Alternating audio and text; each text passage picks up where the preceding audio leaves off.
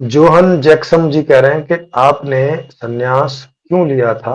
आपने कहा था आप 11 साल साधु थे, उसकी क्या वजह थी? यही कि लोग बोलते थे कि जो मेरे सवाल होते थे दर्शन संबंधी, कि इनके जवाब कोई समाधि में बैठे हुए लोग ही देंगे, समाधिस्थ लोग ही देंगे। तो अब मुझे लोग मिल नहीं रहे थे, तो लोगों ने बोला कि साधु समाज में ऐसे लोग आसानी से मिल जाते हैं, तो उन्हीं को ढूंढने के लिए साधु बना था।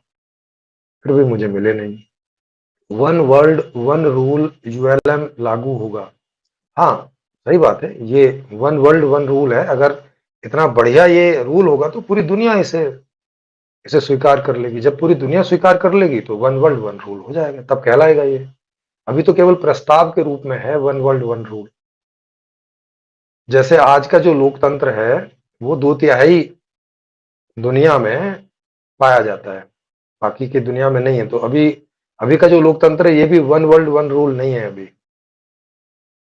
पहली बार ये व्यवस्था वन वर्ल्ड वन रूल बन सकेगी अगर पूरे दुनिया में सब लोगों ने इसको अपना लिया, और लोग ही अपनाएंगे, है ना। इसका कोई मालिक नहीं है कि वो इसको थोपेगा किसी के ऊपर। लोग अपनी मर्जी से ही इसको अपनाएंगे। वही चला रहे होंगे, वही बना रहे होंगे, वही कर रहे होंगे जो कर रहे होंगे। गोटका भक्त जी कह रहे हैं कि लोकतंत्र का अर्थ होता है कि लोगों का राज। हाँ, तो वो पूर्णतया लोकतंत्र होगा। जैसे आज का जो लोकतंत्र है वो 5 साल में एक बार आता है, 1 मिनट के लिए। आप 1 मिनट में अपने सारे अधिकार फिर से नेताओं के ऊपर सौंप देते हो कि अब आप हमने सौंप दिया, अब आप ही संविधान बनाओ, आप ही बदलो, आप ही चलाओ, है ना।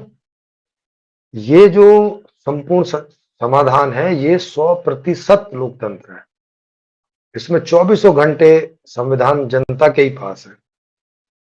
24 घंटे जनता किसी को भी जॉब से हटा सकती है।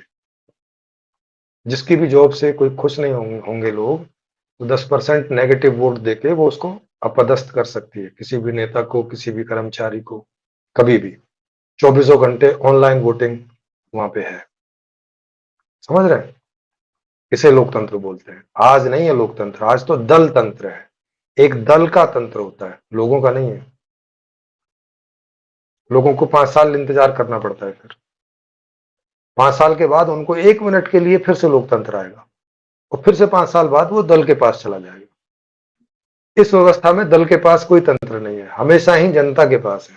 वो जनतंत्र होगा, वो लोकतंत्र होगा। तो आज का जो लोकतंत्र है वो लोकतंत्र है ही नहीं पूरा, वो दल तंत्र है। बस बोलते हैं उसे लोकतंत्र। ये बोले इनडायरेक्ट लोकतंत्र है आज का। संपूर्ण समाधान व्यवस्था डायरेक्ट लोकतंत्र होगा।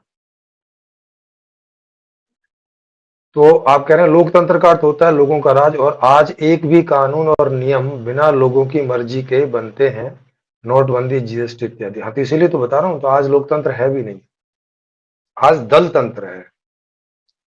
तो संपूर्ण समाधान जो है वो 100% लोकतंत्र है, 100% डायरेक्ट, वो भी किसी के थ्रू नहीं। जैसे आज का जो लोकतंत्र है वो दलों के थ्रू है, कि जनता अपने सारे राइट्स, अपनी सारी ताकत एक दल को दे देती है, और अगले 5 साल वो दल ही उस सत्ता को चलाता है और बनाता है। आज ऐसा है। तो आज का उसको दल तंत्र बोले तो ज्यादा सटीक बात होगी लोकतंत्र बोलने की जगह। मधुसूदन महतो जी कह रहे हैं कि लेकिन अभी आप अपने आप को गुलाम नहीं मानते क्या? दिन रात काम करके टैक्स भरे जा रहे हैं, हर दिन लग्जूरियस नए सुख भोग रहे होंगे, जिंदगी भर पैसे जुटाने में बीत जाएंगे। हाँ, सही बात है। अभी अभी अभी बहुत सारी गुलामी है। जैसे 5 साल में एक बार किसी पार्टी को बिठा दिया तो अब वो कुछ भी करते रहे, हम कुछ कर नहीं सकते उसमें, है ना। आप वहां जाके शोर भी मचाओगे तो आपको उठा के जेल में बंद कर देंगे या कुछ कर देंगे, है ना। तो अभी तो नहीं है लोकतंत्र, अभी काफी गुलामी बची हुई है अभी भी। सही बात है आपकी। नॉर्थ कोरिया में यूएलएम लागू है क्या? नहीं, तो अभी दुनिया में कहीं लागू नहीं है यूएलएम पर। मेरी सालों की स्टडी है। अच्छा, गॉड का भगत जी करें, सालों की स्टडी है सर, अभी तो बहुत साल तो इसे आए नहीं हुए, तो आपने स्टडी कहाँ से कर लिया? यूएलएम पे मेरी सालों की स्टडी है, मुझे और आपको पता है यूएलएम ऑलरेडी पूरी दुनिया में लागू है। पता नहीं कौन सी अभी तो, अब आप बिल्कुल ही नींद में बात कर रहे हो भाई। ये यूएलएम जिसकी हम बात कर रहे हैं वो 2018 में इसकी किताब पब्लिश हुई है, उसके पहले तो पब्लिश ही नहीं हुई है। तो 5 साल तो कुल किताब को पब्लिश हुए हुए, तो तो आपने सालों पहले कहाँ उसकी स्टडी कर ली, और चर्चा में आप अब आ रहे हैं, जबकि हम लोग 3 साल से चर्चा कर रहे हैं। 3 साल के पहले तो चर्चा भी नहीं होती थी।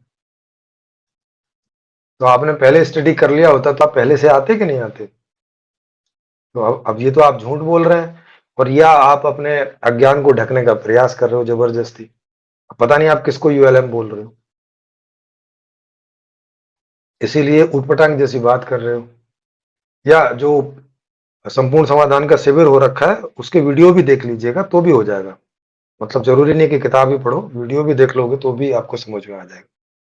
कोटका भगत जी कह रहे हैं कि अंबानी अदानी लोग बिना अपने फायदे के नियम लागू नहीं होने देंगे जिसमें उनको नुकसान। सर वो अपना काम है ना, इसमें उनका भी फायदा है, अपने फायदे के लिए तो होने देंगे। अब उनका फायदा कैसे है ये टॉपिक अलग से है, जैसे पहले मैं बहुत बार बोल चुका हूँ।